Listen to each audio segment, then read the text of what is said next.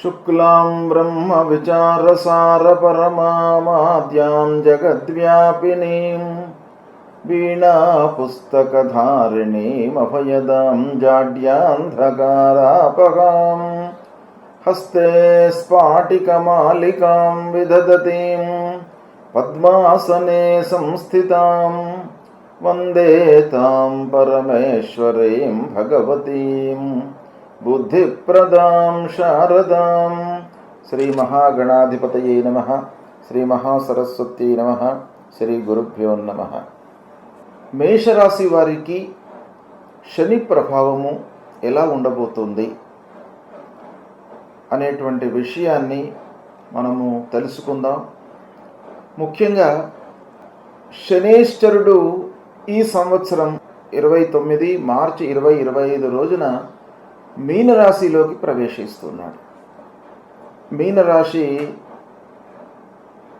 ఈ శనేశ్వరుడికి సమ రాశి అవుతుంది.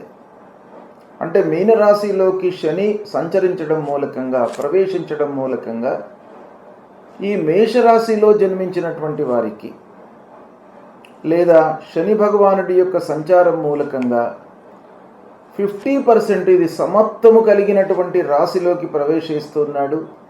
తర్వాత మేషరాశికి అధిపతి అంగారకుడు, అంగారకుడి కూడాను శనేశ్వరుడు సముడు గనక ఓవరాల్గా శని ప్రభావం మేషరాశి పైన దుష్ప్రభావము 50% ఉంటుంది అనేటువంటి విషయము మనకు ఈ సంచారం మూలకంగా తెలుస్తుంది. అయితే మీనరాశిలోకి ప్రవేశించడంతో మేషరాశిలో జన్మించినటువంటి వారికి ఏలినాటి శని ప్రారంభమవుతుంది. ఏలినాటి శని అంటే ఏంటయ్యా అనేటువంటి విషయాన్ని మనము తెలుసుకున్నట్టయితే ఆ 7.5 సంవత్సరాలు ఉండేటువంటి శని ప్రభావము మొత్తం 7.5 సంవత్సరాలు కూడాను ఒకే రకంగా ఉండదు. ఏలినాటి శని అని అంటే ప్రథమంలో ద్వాదశంలోకి ప్రవేశిస్తాడు.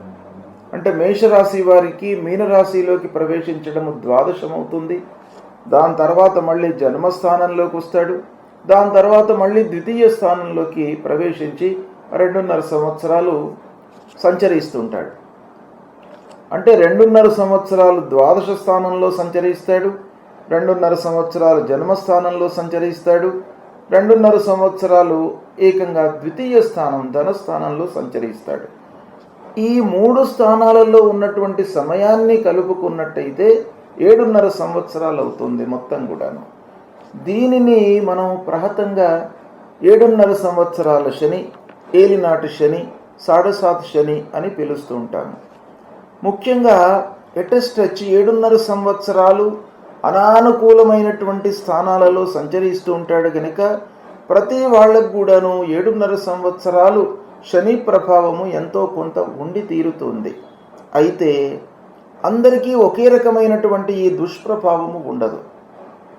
ఉదాహరణకి ఇప్పుడు మనం మేషరాశి గురించి గోచార ఫలితం శని ప్రభావం ఎలా ఉంటుంది అనేటువంటి విషయాన్ని చర్చిస్తున్నాం గనక మేషరాశికి అధిపతి అంగారకుడు. ఈ అంగారకుడు శనేశ్వరుడు సములు. శని మీనరాశి బృహస్పతి అధిష్టాన దేవతగా ఉన్నటువంటి మీనరాశిలో సంచరిస్తున్నాడు కనుక శని గురువులు కూడాను సమత్వం కలిగినటువంటి వాళ్ళు. కాబట్టి మేషరాశి వారికి ఈ ద్వాదశ స్థానం మీనరాశిలో సంచరించడం అనేది 50% ప్రభావాన్ని చూపిస్తుంది. అయితే ఈ 7.5 సంవత్సరాలు ఏ విధంగా ఉంటుంది అనేటువంటి విషయం మనకు చాలా ముఖ్యమైనటువంటిది. ప్రతి వారికి కూడాను 7.5 సంవత్సరాల శని జీవిత కాలంలో 3 సార్లు వస్తాడు. బాల్యంలో ఒక మారు వస్తాడు, మధ్య వయస్సులో ఒకసారి వస్తుంది, అంత్యంలో చివరి దశలో ఒకసారి వస్తాడు. కాబట్టి 7.5 సంవత్సరాలకు ఒక మారు మళ్ళీ మనకు శని ఏలినాటి శని రిపీట్ అవుతుంది. జీవితంలో 3 సార్లు వస్తుంది. కాబట్టి ఈ 3 సార్లు రావడంలో మొదటిసారి మనకు బాల్యంలో గడుస్తుంది, చదువుకునే రోజులలో గడుస్తుంది, లేదా అప్పుడే సంపాదనలోకి మనం ఎంటర్ అయినటువంటి సమయం లోపల కూడాను ప్రథమంలో ఈ ఏలినాటి శని జీవితంలో రావడానికి అవకాశాలు ఉంటాయి. తర్వాత మధ్య వయస్సులో వస్తుంది. ఈ మధ్య వయస్సులో వచ్చినటువంటి శని ప్రభావము కుటుంబ వ్యవహారం పైన, మన ఆదాయం పైన, మన వృత్తి పైన, దాని తర్వాత మన పిల్లలు వాళ్ళ భవిష్యత్తు పైన ప్రభావం చూపించేటువంటి అవకాశాలు ఉంటాయి. ఇక చివరి సైకిల్లో వచ్చేటువంటిది ముఖ్యంగా మనకు హెల్త్ ప్రభావము, హెల్త్ పైన, మన ఆయుర్దాయము, ఆరోగ్యము, తర్వాత మన పిల్లల యొక్క భవిష్యత్తు, వీటిపైన ఎక్కువగా ప్రభావాన్ని చూపించేటువంటి అవకాశాలు ఉంటాయి. ఈ విధంగా 3 సైకిల్స్లో 3 పర్యాయాలు ప్రతి జీవితం లోపల ఈ ఏలినాటి శని అనేటువంటిది వస్తుంటుంది. అయితే ఇప్పుడు మేషరాశి వారికి 29 మార్చి 2025 నుండి ద్వాదశంలోకి శని ప్రవేశించినాడు. అది మొదలుకొని 7.5 సంవత్సరాల వరకు ఉంటాడు.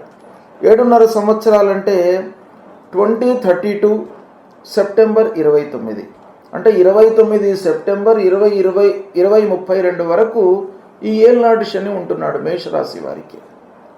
అయితే ఈ ఏలినాటి శని ఉన్నప్పుడు మనం ఒక విషయాన్ని గమనించవలసింది ఏంటంటే, ఈ 7.5 సంవత్సరాల కాలం లోపల గురువు మంచి స్థానంలోకి వచ్చినప్పుడు ఈ శని ప్రభావము తగ్గిపోతుంది, నల్లిఫై అయిపోతుంది. లేదా ఆ జాతకుడు పుట్టినటువంటి సమయంలో శని బలవంతంగా ఉన్నట్టయితే, స్వక్షేత్రాలలో ఉన్నట్టయితే, లేదా మిత్రక్షేత్రంలో ఉన్నట్టయితే, లేదా ఉచ్చస్థానంలో శని ఉన్నప్పుడు ఈ జాతకుడు పుట్టి ఉన్నట్టయితే ఈ శని ప్రభావము అంతగా ఉండదు.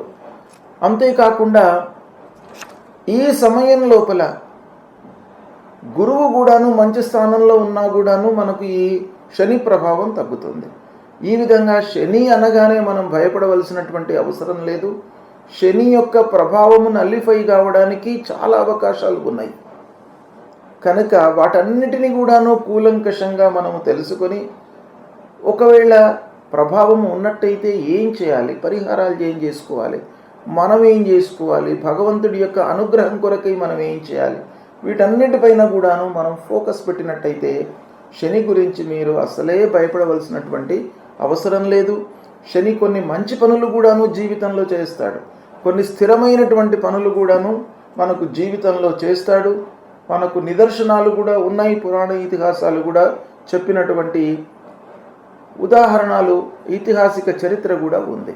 అయితే ఇప్పుడు మేషరాశి వారికి ద్వాదశంలో ప్రవేశించడం మూలంగా 7.5 సంవత్సరాలు శని ఉంటాడు. మొదటి ద్వాదశ స్థానంలో 2.5 సంవత్సరాలు ఉంటాడు. తర్వాత మళ్ళీ జన్మస్థానంలో 2.5 సంవత్సరాలు ఉంటాడు. మళ్ళీ ద్వితీయ స్థానంలో 2.5 సంవత్సరాలు ఉంటాడు. అయితే ఈ 7.5 సంవత్సరాల లోపల కూడాను మనం క్లాసిఫై చేసినట్టయితే ఎలా ఉంటుంది అని అంటే, మేషరాశి వారికి 29 మార్చి 2025 నుండి మొదటి 3 మాసాల 10 రోజులు ముఖం పైన ఉంటాడు. అంటే శని ద్వాదశంలోకి ప్రవేశించగానే ముఖం పైన 3 మాసాలు ఉంటాడు. ఈ ముఖం పైన 3 మాసాలు ఉండడం మూలకంగా మనకు కొన్ని ఇబ్బందులు ఉంటాయి. అంటే 2025 జూలై 9వ తారీఖు వరకు ఈ 3 మాసాల 10 రోజులు అవుతుంది. అంటే ముఖం పైన శని ప్రభావం ఉంటుంది, అంటే ముఖంపై ఉంటాడనమాట. ఈ ముఖం పైన శని ఉండడం మూలకంగా ఎలాంటి ప్రభావం ఉంటుందయ్యా అనంటే, మనకు హాని, అంటే దగ్గర వాళ్ళ మూలకంగా ఇబ్బందులు కలిగే అవకాశాలు ఉంటాయి. ముఖం పైన ఉండడం మూలంగా మనం ఏంటి ఆలోచించకుండా మాట్లాడుతూ ఉంటాం. అంటే మన నాలుక, మన మాట మన స్వాధీనంలో ఉండదన్నమాట ఆ సమయంలో. అప్పుడు మనము ఏదో బ్లైండ్గా మాట్లాడడం మూలకంగా దగ్గరి వాళ్ళతో, బంధువులతో, స్నేహితులతో, వీళ్ళందరితో కూడాను కలహాలు ఉద్భవించేటువంటి అవకాశాలు ఉంటాయి. తద్వారా ఏమవుతుంది, మనం చేసేటువంటి పని పైన ప్రభావం చూపిస్తుంది. కాబట్టి ఈ శని ప్రభావము ముఖం పైన ఉన్నప్పుడు కొంత జాగ్రత్తలు తీసుకోవాలి. అంటే మనము మన నాలుకను, మన మాటను మనం కంట్రోల్ చేసుకోవాలి. అది ఎప్పటి వరకు ఉంది? 9 జూలై 2025 వరకు ముఖమందు శని సంచరిస్తున్నాడు. ఇక దాని తర్వాత 1 సంవత్సరము 1 మాసము దక్షిణ భుజం పైన ఉంటాడు. దక్షిణ భుజం పైన శని సంచరిస్తూ ఉంటాడు. ఈ దక్షిణ భుజం పైన శని సంచారం అనేటువంటిది బాగా కలిసి వస్తుంది. అది ఎప్పుడంటే 9 జూలై 2025 నుండి 9 ఆగస్టు 2026 వరకు దక్షిణ భుజం పైన ఆ శనీశ్వరుడు సంచరిస్తున్నాడు. ఈ దక్షిణ భుజం పైన సంచరించడం మూలకంగా మీరు చేసేటువంటి కార్యక్రమాలపై ప్రభావం చూపిస్తుంది. తద్వారా మనకేమవుతుంది, కలిసి వచ్చేటువంటి అవకాశాలు ఉంటాయి. అంటే జయం అన్ని పనుల లోపల కూడాను మనకు కలిసి వస్తుంది. మనం చేసేటువంటి పనుల లోపల చాలా మనకు అనుకూలమైనటువంటి కార్యసాఫల్యము గోచరిస్తుంది. తర్వాత పెట్టుబడుల విషయం లోపల కూడాను బాగా కలిసి వస్తుంది, లాభదాయకంగా ఉంటుంది. ఇక ప్రశాంతంగా కూడాను ఉండేటువంటి అవకాశాలు ఎక్కువగా ఉంటాయి ఈ దక్షిణ భుజంలో సంచరిస్తున్నప్పుడు. ఇక దాని తర్వాత మళ్ళీ 1 సంవత్సరము 8 మాసాల 10 రోజులు పాదాలపై ఉంటాడు. అంటే కాళ్లపైన ఉంటాడు శని. ఈ కాళ్లపైన శని ఉన్నప్పుడు అది ఎప్పటి నుంచి ఉంటున్నాడు అని అంటే 9 ఆగస్టు 2026 నుండి 2028 ఏప్రిల్ 19 వరకు పాదాలపైన శని సంచరిస్తున్నాడు. ఈ పాదాలపైన శని సంచరించడం మూలకంగా మనకు కొన్ని ఇబ్బందులు తప్పవు. అంటే వృధా సంచారము, మామూలు పనికి కూడాను మనము 10 సార్లు వెళ్ళవలసినటువంటి ఆగత్యం ఏర్పడుతుంది. అయినప్పటికీ ఆ పనులు కాకపోవడము, వృధా ఖర్చులు నియంత్రణలో లేకుండా ఉండడము, డబ్బు రాబడి ఉంటుంది అయినప్పటికీ ప్రవాహంలాగా ఖర్చు అయ్యేటువంటి అవకాశాలు ఉంటాయి ఈ పాదం పైన శని సంచరిస్తున్నటువంటి సమయం లోపల. తర్వాత దీని మూలకంగా ఒక మనిషికి ఎప్పుడైతే డబ్బులు వృధాగా ఖర్చు అవుతున్నాయో అప్పుడు ఒక భయము, ఆందోళన ఇవన్నీ కూడాను డెవలప్ అవుతాయి. అది ఈ పాదాలపైన శనీశ్వరుడు సంచరిస్తున్నటువంటి సమయంలో కలుగుతుంది. దానికి తోడు ఒక బెంగ, ఆందోళనకు మనిషి గురి అవుతాడు. ఇది ఎప్పటి వరకు ఉంది? 2026 ఆగస్టు 9th నుండి 2028 ఏప్రిల్ 19th వరకు ఉన్నాడు. ఇది 1 సంవత్సరం 8 రోజులు ఉంటాడు పాదాలపైన. ఇది నెగిటివ్ ఎఫెక్ట్ ఇస్తుంది. అంతకుముందు దక్షిణ భుజం పైన శనీశ్వరుడు మంచి ప్రభావాన్ని ఇస్తాడు, మంచి ఫలితాలను ఇస్తాడు. అంటే ఇవన్నీ కూడాను ద్వాదశంలో ఉన్నప్పటికీ, జన్మస్థానంలో ఉన్నప్పటికీ, ద్వితీయంలో ఉన్నప్పటికీ ప్రత్యేకమైనటువంటి ఫలితాలు మన శాస్త్రంలో చెప్పబడి ఉన్నాయి. కాబట్టి వీటికి అనుగుణంగా మీరు ఆలోచించి ఎలా ఉంది శని యొక్క ప్రభావము అనేది నేను చెప్పినటువంటి ఈ రోజులు, ఈ డేట్స్ ఇవి మీరు నోట్ చేసుకున్నట్టయితే మీకు తప్పకుండా మంచి ఫలితాలు కలుగుతుంటాయి. ఇక 19 ఏప్రిల్ 2028 నుండి 9 సెప్టెంబర్ 2029 వరకు హృదయ స్థానంలో సంచరిస్తూ ఉంటాడు. ఈ హృదయ స్థానం కూడాను శనీశ్వరుడికి చాలా మంచి స్థానం, మనకు అనుకూలమైనటువంటి స్థానం. ఈ హృదయ స్థానంలో ఎప్పుడైతే శనీశ్వరుడు సంచరిస్తూ ఉంటాడో అప్పుడు మీకు చాలా మంచి జరుగుతుంది. ధనప్రాప్తి, రావాల్సినటువంటి డబ్బు మీకు అందుతుంది. ఉద్యోగం లోపల ఎన్హాన్స్మెంట్ ఉంటుంది, అంటే ఇంక్రిమెంట్స్ వచ్చేటువంటి అవకాశాలు ఉంటాయి. పదోన్నతి, ప్రమోషన్లు రావడానికి అవకాశాలు ఎక్కువగా ఉంటాయి. తర్వాత నలుగురి లోపల మీకు గౌరవ మర్యాదలు లభిస్తాయి. అంటే సంఘంలో మీరు ఒక ఉన్నతమైనటువంటి స్థానంలో కూర్చునేటువంటి అవకాశాలు ఉంటాయి. మీ పనితనానికి గుర్తింపు లభిస్తుంది, గౌరవ ప్రతిష్టలు పొందుతారు. మంచి వారితో సాహచర్యము పొందేటువంటి అవకాశాలు బాగా ఉంటాయి ఈ హృదయ స్థానంలో శనీశ్వరుడు సంచరిస్తున్నటువంటి సమయంలో. ఔన్నత్యము అంటే మీకు ఒక మంచి స్థానం వస్తుంది, మిమ్మల్ని గుర్తిస్తారు పబ్లిక్, అది చాలా ముఖ్యమైనటువంటిది. ఇక దాని తర్వాత ఆదాయం లోపల కానివ్వండి, చేస్తున్నటువంటి వ్యవహారము వ్యాపారం లోపల కానివ్వండి, మీకు స్థిరత్వం ఉంటుంది. అంటే స్థిరంగా నడుస్తుంది అన్నమాట. ఆదాయము స్థిరంగా ఉంటుంది, హెచ్చుతగ్గులు లేకుండా ఆదాయము ఉన్నట్టయితే మనిషికి ఒక ప్లాన్ చేసుకోవడానికి అవకాశం ఉంటుంది. నాకు ఈ నెలలో ఇంత డబ్బు వస్తుంది, ఈ నెలలో ఇంత డబ్బు వస్తుంది, ఈ నెలలో ఇంత ఖర్చు ఉంది అనేటువంటి ఒక విషయం మీకు అవగాహన ఉందనుకోండి, దాని ప్రకారంగా ప్రణాళిక వేసుకుంటారు. మీరు ఒక స్థిరమైనటువంటి జీవితాన్ని గడపడానికి అవకాశాలు ఉంటాయి. అయితే ఈ హృదయ స్థానం మీకు బాగా కలిసి వస్తుంది. హృదయ స్థానంలో సంచరించడము ఆ శనేశ్వరుడి మూలకంగా మీకు శుభ ఫలితాలు కలుగుతాయి. ఇక దాని తర్వాత మళ్ళీ వామభుజం, ఎడమ భుజంలో సంచరిస్తూ ఉంటాడు. ఎడమ భుజంలో 1 సంవత్సరం 1 మాసం 10 రోజులు సంచరిస్తూ ఉంటాడు. అది ఎప్పుడు ప్రారంభమవుతుంది అని అంటే 9 సెప్టెంబర్ 2029 నుండి 19 అక్టోబర్ 2030 వరకు వామభుజం, ఎడమ భుజం లోపల ఆ శనేశ్వరుడు సంచరిస్తూ ఉన్నాడు. ఈ ఎడమ భుజంలో శనేశ్వరుడు సంచరిస్తున్నప్పుడు మనకు కొంత ఆరోగ్య సమస్యలు వచ్చేటువంటి అవకాశాలు ఉంటాయి. దానిపైన మనస్సు నిలపాలి. అంటే మనం చేసేటువంటి పనుల లోపల బాధ్యతలు పెరుగుతాయి. తద్వారా మనం కొన్ని పనులను నిర్లక్ష్యం చేసేటువంటి అవకాశాలు ఉంటాయి.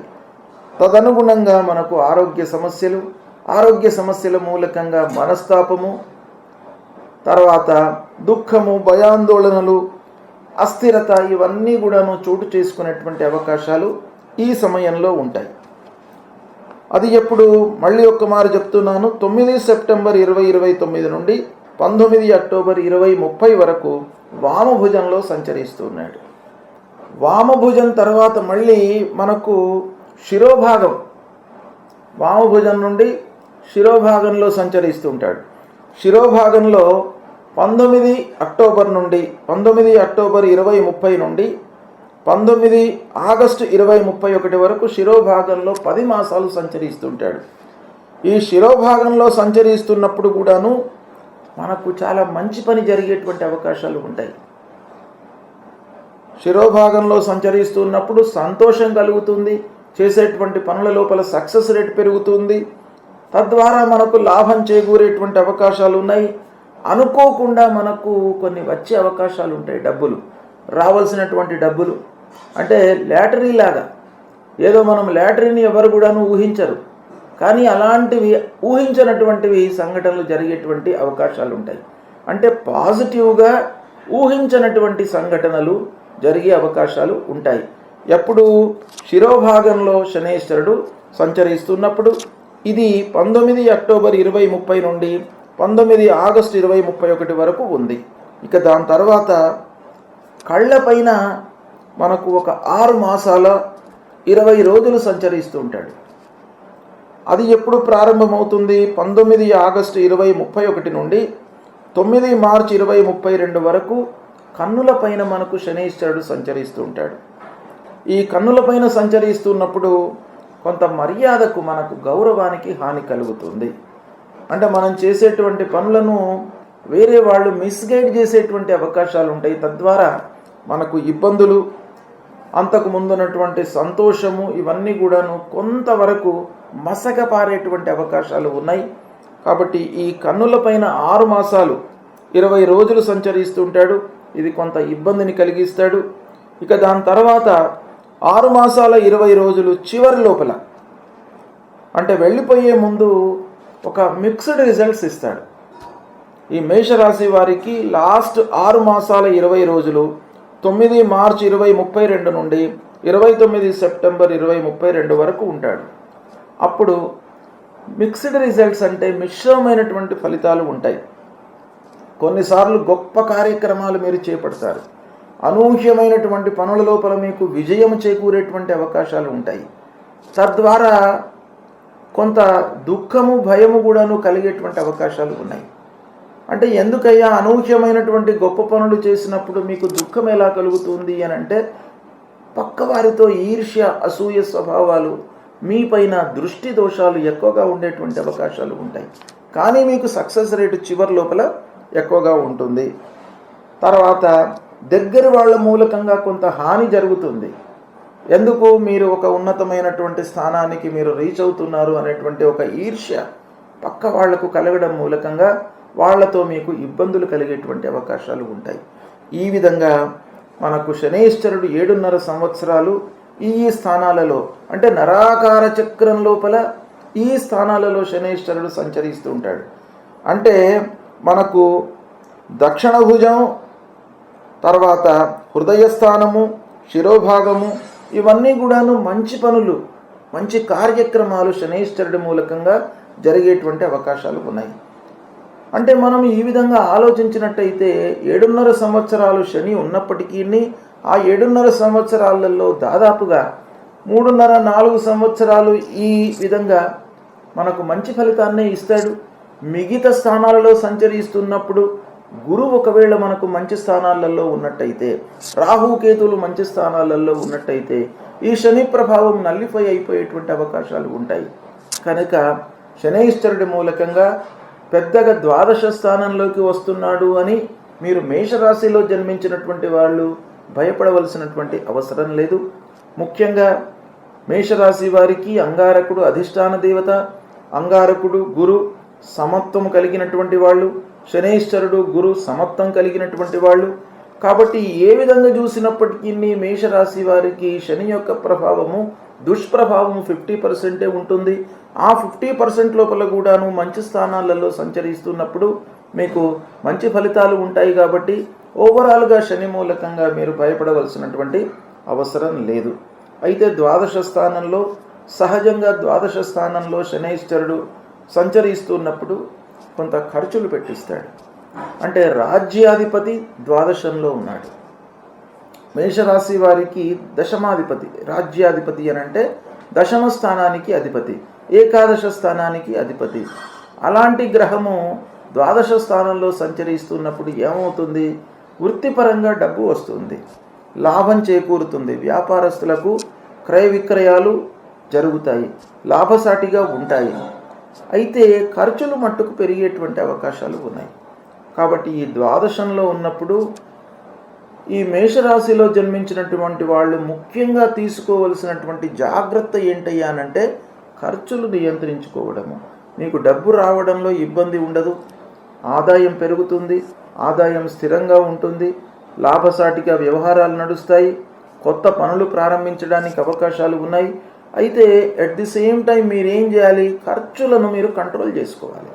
చేసుకున్నట్టయితే ఈ ద్వాదశ స్థానంలో శని ప్రభావము మీకు ఏమాత్రం కూడాను మీకు అనుభవంలోకి రాకుండా అది వెళ్ళిపోతుంది. కాబట్టి మీరు భయపడవలసినటువంటి అవసరం లేదు. అయినప్పటికీ శనైశ్చరుడు ఏలినాటి శని మేషరాశి వారికి ప్రారంభమవుతున్నాడు కనుక మేషరాశి వారికి ఈ ద్వాదశ స్థానంలో సంచరిస్తున్నటువంటి సమయంలో కొన్ని పరిహారాలు చేసుకోవడం చాలా మంచిది. ఏంటయ్యా ఆ పరిహారాలు అనంటే శనైశ్చరుడికి సంబంధించినటువంటి మూలమంత్రాలు చదువుకోవడము. ముఖ్యంగా ఈ శని భగవానుడు ద్వాదశ స్థానంలోకి రావడం మూలకంగా కొద్దిగా మిమ్మల్ని ఇబ్బందులకు గురి చేస్తాడు. అంటే ఖర్చులు పెట్టిస్తాడు.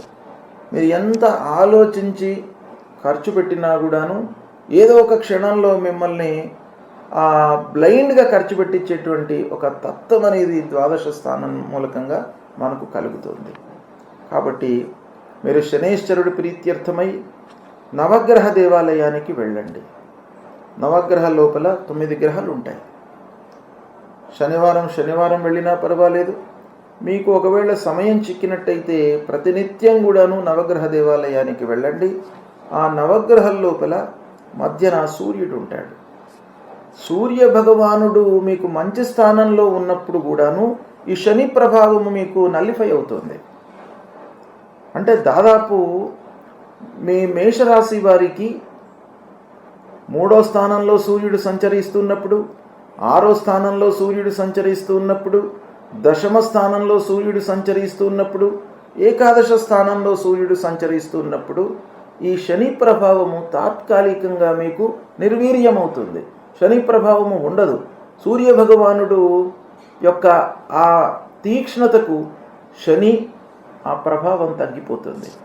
అంటే సహజంగా మనకు సంవత్సరంలో 4-5 మాసాలు సూర్యుడి యొక్క అనుకూలత ఉంటుంది. కాబట్టి మీరు ఇవన్నీ కూడాను గమనించి పరిహారాలు చేసుకోవడం చాలా మంచిది. దీనికి అనుగుణంగా మీ జన్మ సమయము, జన్మ తేదీ, జన్మ నక్షత్రము, జన్మ లగ్నము వీటిని కూడాను దృష్టిలో పెట్టుకొని అప్పుడు పుట్టినటువంటి సమయంలో శనైశ్చరుడు ఎలా ఉన్నాడు, అష్టక వరకు ఎలా ఉంది, గ్రహాలు దశాంతర దశలు, మిగతా గ్రహాల యొక్క ప్రభావం శనిపైన ఎలా ఉంది, ఇవన్నిటినీ కూడాను క్రోడీకరించి ఒక నిర్ణయానికి వచ్చి అప్పుడు మనము శనీశ్వరుడికి సంబంధించినటువంటి పరిహారాలు చేసుకోవాలి. ముఖ్యంగా నవగ్రహ దేవాలయానికి వెళ్ళి ఆ శనీశ్వరుడి యొక్క విగ్రహము పశ్చిమ దిశ లోపల ఉంటుంది. నవగ్రహ లోపల ఆ శనీశ్వరుడికి నువ్వుల నూనెతో అభిషేకం చేయండి. మీరు చేసుకోవలసినటువంటి పరిహారాలు ముందు మీరు చేసుకోవాలి. తర్వాత మళ్ళీ హోమాలు పూజలు అవన్నీ కూడాను మీకు ఒకవేళ పరిస్థితి అనుకూలించి మీరు చేసే స్తోమత ఉన్నట్టయితే అప్పుడు మీరు అవి చేసుకోవచ్చు. లేని పక్షంలో మీరు ముందుగా ఏం చేయాలి అనేటువంటి దానిపైననే ఎక్కువ మీరు ఫోకస్ పెట్టండి. నవగ్రహ దేవాలయానికి వెళ్ళడము, ఆ శనీశ్వరుడికి నువ్వుల నూనెతో అభిషేకం చేయడము, నల్లటి వస్త్రము, నువ్వుల నూనె, నువ్వులు, ఒక ఇనుప ముక్క మూటగట్టి నల్లటి వస్త్రం లోపల మూటగట్టి దానం ఇవ్వడము.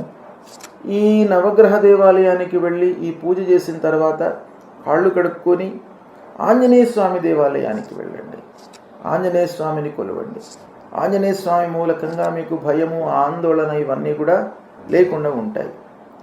ఆంజనేయ స్వామి దేవాలయానికి వెళ్ళిన తర్వాత శివాలయానికి వెళ్ళండి. శివాలయానికి వెళ్ళినట్టయితే మీకు ఆరోగ్య సమస్యలు లేకుండా ఐశ్వర్యాన్ని ఇస్తాడు శంకరుడు. శంకరుడు దేవాలయానికి వెళ్ళి పంచామృతములతో అభిషేకం చేసి, ఆ పంచాయతనం ఉంటుంది శంకరుని శివాలయం లోపల. గణపతి, అమ్మవారు, నాగరాజు, తర్వాత శంకరుడు, విష్ణుమూర్తి అన్నీ కూడాను పంచాయతన రూపం లోపల అక్కడ ఉంటారు. కాబట్టి ఆదిత్యం అంబికాం విష్ణు గణనాథం మహేశ్వరం అని మనకు శంకరాచార్యులు ప్రబోధించినటువంటి ఏదైతే ఈ పూజా విధానం ఉందో అక్కడ మీరు ఆ శివాలయానికి వెళ్ళి అర్చించినట్టయితే ఈ శని ప్రభావం మీకు చాలా మటుకు తగ్గుతుంది. తర్వాత సమయం ఉన్నట్టయితే ప్రతినిత్యం కూడాను నీలాంజన సమాభాసం రవిపుత్రం యమాగ్రజం ఛాయా మార్తాండ సంభూతం తం నమామి శనైశ్వరం అనేటువంటి ఈ మూలమంత్రాన్ని ప్రతినిత్యం కూడాను జపించండి. విష్ణు సహస్రనామాలు పారాయణం చేయండి. విష్ణువు స్థితికారకుడు, అంటే మీకు ఉన్నటువంటి స్టేటస్ను అలాగే మెయింటైన్ చేస్తాడు. డబ్బు రాబడిని మెయింటైన్ చేస్తాడు. ఆదాయంలో హెచ్చు తగ్గులు లేకుండా చూస్తాడు. కాబట్టి ఆ నారాయణుడు విష్ణుమూర్తి యొక్క అనుగ్రహం కూడాను మీకు బాగా ఉండాలి ఈ శనైశ్వరుడు ప్రతికూలంగా ఉన్నప్పుడు. కాబట్టి ప్రతినిత్యం కూడాను విష్ణు సహస్రనామాలు పారాయణం చేయడము, చదవడము, కనీసము మీరు వినడము ఇలాంటిది చేసినట్టయితే మీకు శని ప్రభావం చాలా తగ్గుతుంది. ఇవి చేయండి. మీకు ద్వాదశంలోకి వస్తున్నాడు శనైశ్వరుడు, ఏలినాటి శని ప్రారంభమవుతుంది అనేటువంటి భయానికి గురి కావలసినటువంటి అవసరం ఎంత మాత్రం కూడా లేదు. ఇది మీరు పాటించండి, శుభ ఫలితాలను పొందుతారు. శుభం.